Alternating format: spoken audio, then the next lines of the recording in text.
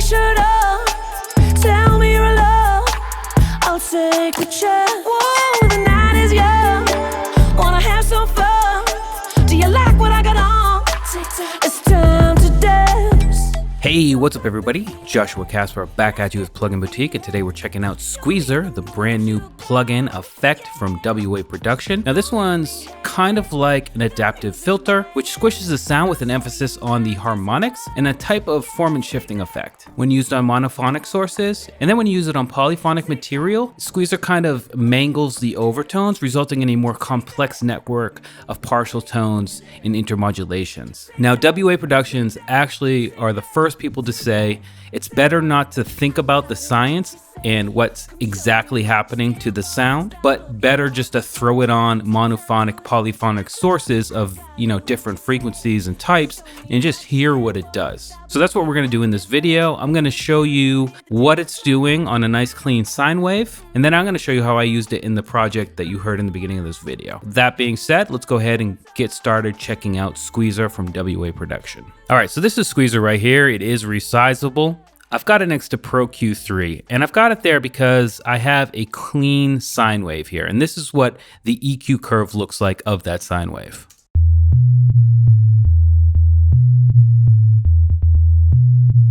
A pretty standard bass line there, and it's a very clean wave. Now I'm going to introduce the wet signal from Zqueezer, and you can actually see what harmonics are being added and hear the differences of the bass after Zqueezer has been applied to it. Immediately you can see harmonics being pushed there.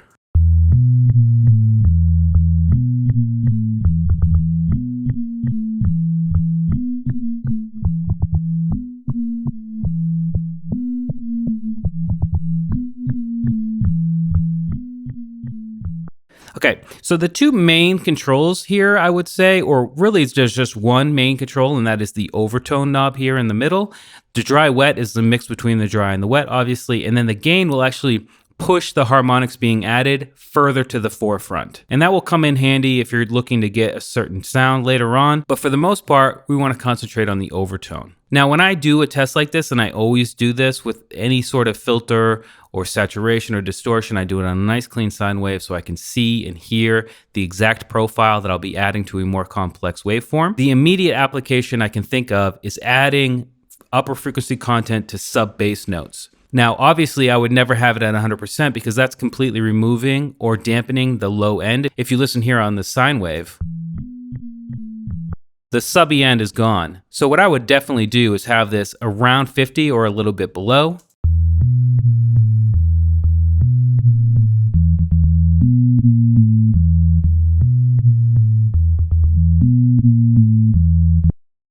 So that's the overtone at 0.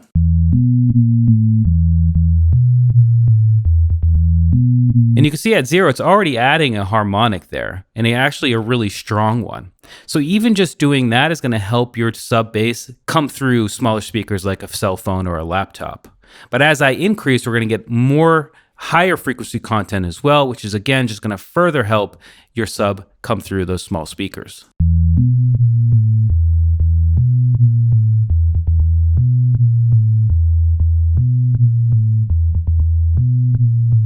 And this is where the gain will come in handy. I don't want to push it past 50% on something like a sub, but I do want to add those upper frequencies. So this is where the gain comes in handy because right now we've added the upper frequency content, but it's a little bit quiet in the mix. So I can just use the gain to push it further and make it more apparent.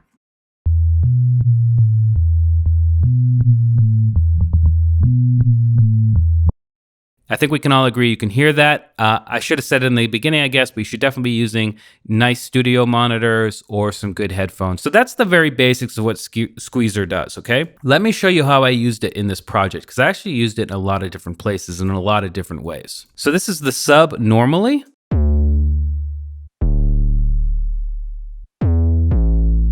Now it's already pretty raspy. There is some distortion there, so it's already gonna cut through the speakers really well, but I found if I added Zqueezer with these parameters set here, it actually added like a twanginess to it.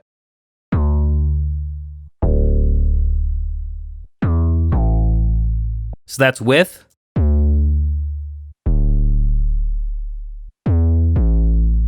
Just a little bit of twanginess, just to really switch up the sound and change it a little bit, make it my own. Now, another place I used Zqueezer was on this right here. I'm gonna go ahead and solo it, bypass Zqueezer for a second. So I really like that sound, that loop I got from Loop Cloud, but what I wanted to do was make it more sparkly and have those sparkles be really apparent in the mix when the vocal was going and everything like that. Again, with Zqueezer on, pushing it around 75%, overtone around 75%, and then the gain really boosted, this is what it sounds like. You hear how it sounds a little bit more sparkly in the higher frequencies. Absolutely wonderful. And you can really hear it stand out in the mix. This is what it sounds like without Zqueezer in the mix.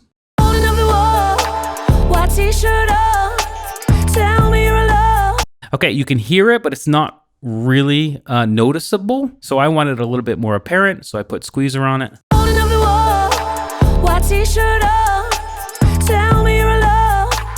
It almost sounds like more wind chimey, if you will. Now, another place I used it was on the breakdown for this section right here. I'm gonna come over here and just Control L this for a second, and I put it on the group. This is what the group sounded like.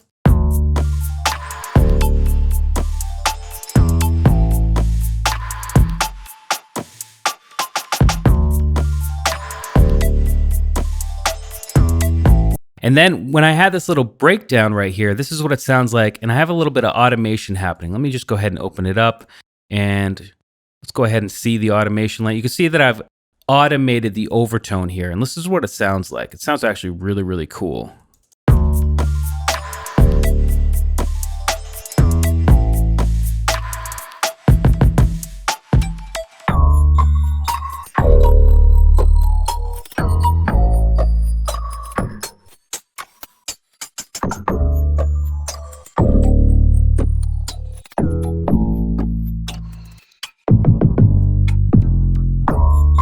So it's just a different way to add that filtering. Filtering a breakdown like that is quite common in many different genres, but using something like Zqueezer just gives you a different type of filter effect, and it's really, really unique.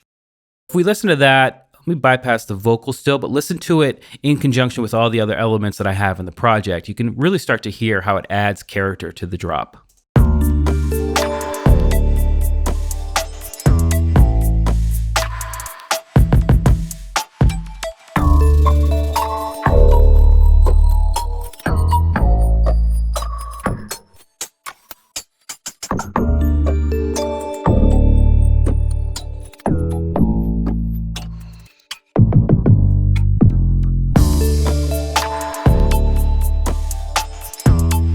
All right, now let's listen to it with the vocal.